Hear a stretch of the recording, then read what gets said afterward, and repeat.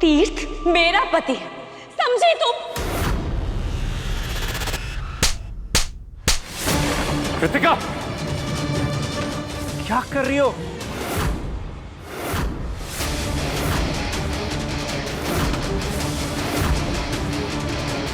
कट्टू, कट्टू ये क्या लगा के रखा है? सुमन तीर्थ भैया की बीवी है, तुम नहीं हो।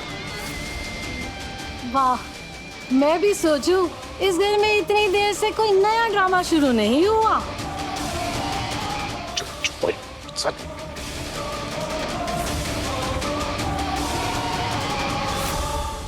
हाँ, मैं बहू हूँ ना इस घर की। सुमन कैसे हो सकती है? सुमन नहीं हो सकती, मैं बहू।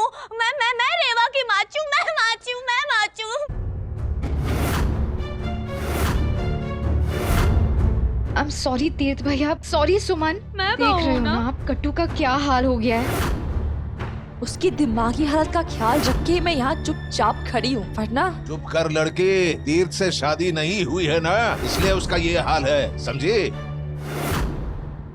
पापा जी मैं सिर्फ टाइम टू टाइम दवाइयाँ दे रही हूँ, उसका ख्याल रख रही हूँ, पर थोड़ा वक्त तो लगेगा ना ठीक होने के लिए।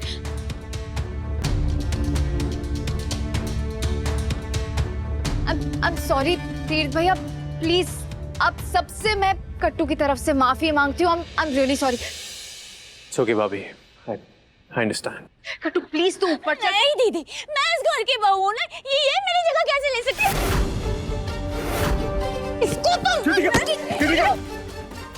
कृतिका, भाभी मैं इसको ऊपर लेके जा रहा हूँ। सुमन जी आप प्लीज कपड़े चेंज कीजिए प्लीज। कट्टू ये कृतिका चलो ऊपर।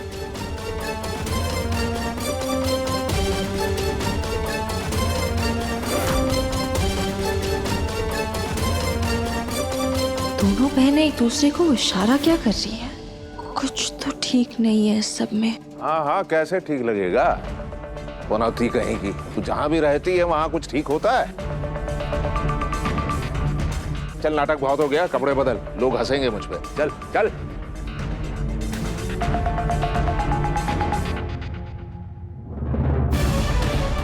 ऐसे बातें तो मैं कम करती हूँ, मगर जब भी करती हूँ ना तो डरती नहीं हूँ किसी से। इस घर का ड्रामा देखकर तो मैंने टीवी सीरियल देखना ही बंद कर दिया। वैसे अच्छी बात है, पैसों की बचत होती है। ए बेबी, सुन सुन सुन, इधर आ। पैसे मैं दूंगा, ड्रामा तू अपने घर में देखा कर।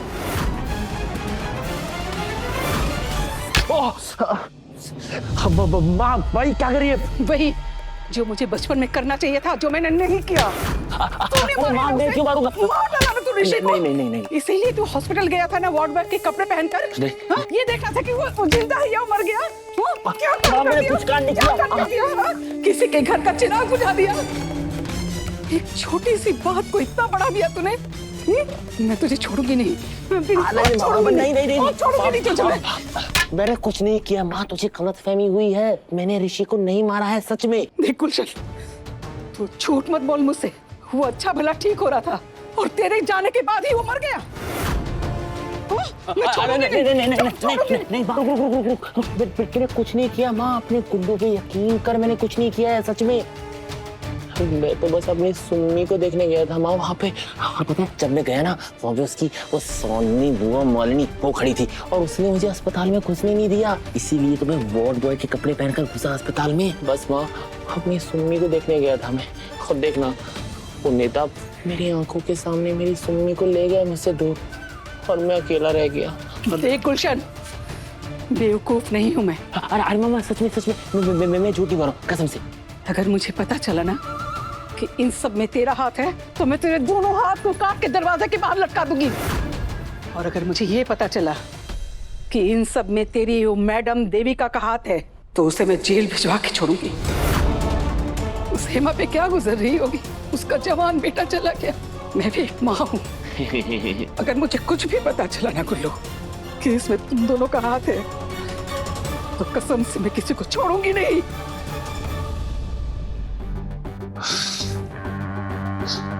कर लो बात। हाँ मैं तो दुनिया वालों से लड़ने चला था, यहाँ तो घर में ही दुश्मन मिल गए। गुल्लू तेरी तो किस्मत ही खराब है। जितना गुस्सैल दिख रही है ना, मुझे नहीं लगता कि आज 1 रुपया भी निकाल कर देगी। क्या करूं? हाँ किसको बनाऊं उल्लू? हाँ, एक है ना जिसे बना सकता है एक उल्लू उल्लू, मेरी खूनी भूमि।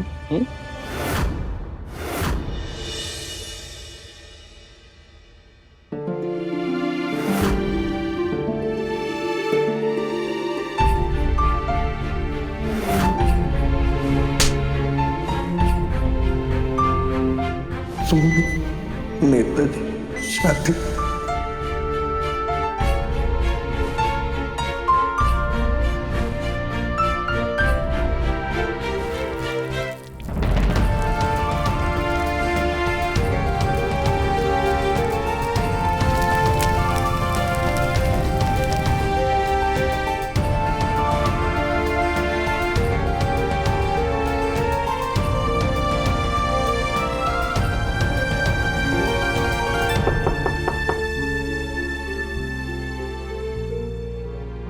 आ जाइए।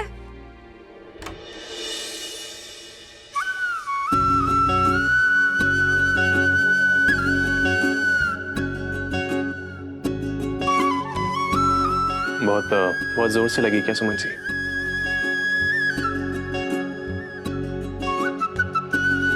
झूठ लगी तो होगी आपका। कृतिका का हाथ बहुत मोटा है, बिल्कुल उसके दिमाग की तरह।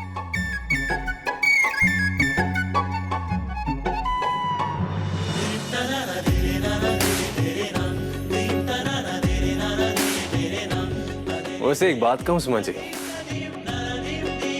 आप जब स्माइल करती हैं ना तो बहुत अच्छी लगती हैं। तो स्माइल किया कीजिए, आपको सूट करती है सच्ची। इसे थप्पड़ खा के स्माइल करते हुए बहुत कम लोग देखे हैं मैंने। जिनको थप्पड़ में भी खजाना गणेश जी का आशीर्वाद मिल जाए तो वो स्माइल क्यों नहीं करेगा भला? मानना पड़ेगा। और ये कहना भी मैं चाहता हूँ कि आप ना थोड़ी अजीब है सुमन जी, मतलब ज्यादा नहीं, बस थोड़ी सी। वैसे कृतिका की तरफ से ना मैं आपसे माफी मांगना चाहता हूँ। आइंदा वो ऐसी हरकत नहीं करेगी। कृतिका की तरफ से आप क्यों माफी मांग रहे हैं? क्योंकि सुमन जी आज मेरे फैसले की वजह से कृतिका की ये हालत है।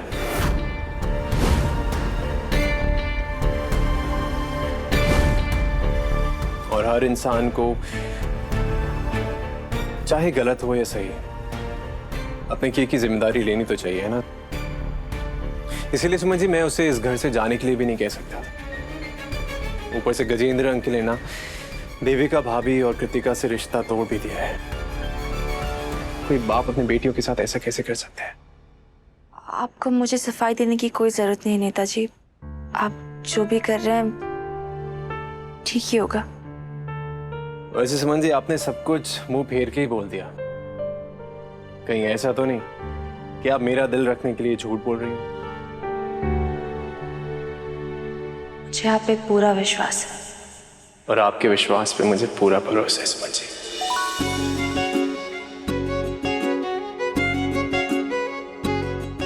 सुमन जी आप जल्दी से रेडी हो जाइए, मैं आप सब लोग आपका नीचे वेट कर रहे हैं।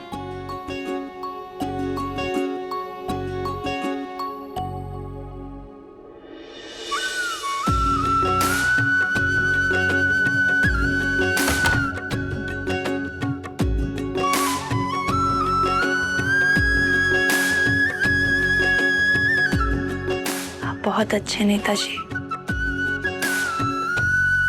हमेशा दूसरों की फिक्र रहती है, पर मुझे ऐसा क्यों लग रहा है कि इस घर में आपकी अच्छाई का फायदा उठाया जा रहा है।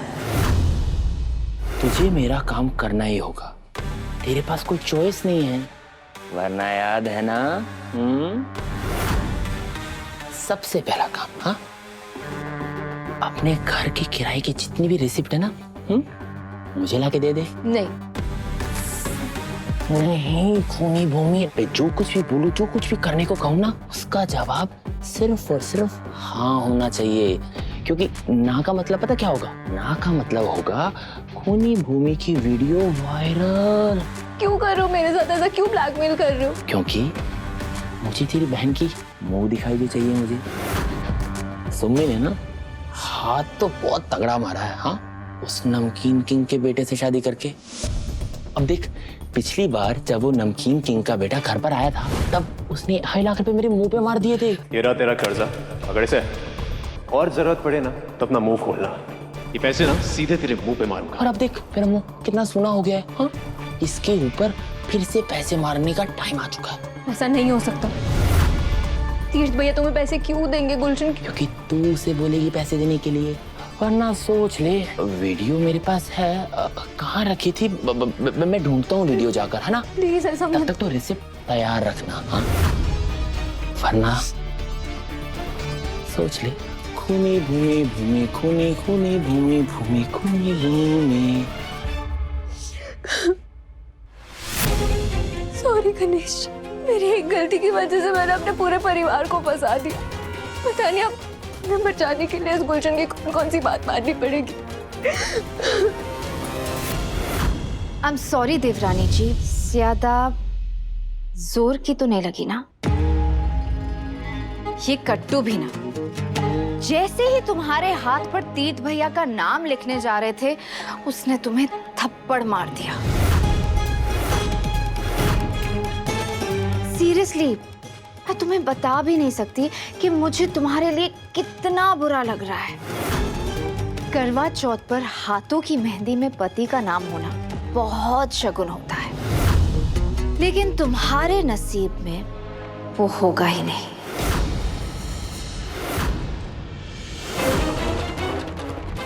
देखो ना, तुम्हारे हाथों में तो मेहंदी ही नहीं रची और तीर्थ भैया का नाम भी नहीं सजा। न शादी की मेहंदी में, न करवा चौथ की। मतलब तुम्हारी किस्मत में तीर्थ भैया है ही नहीं।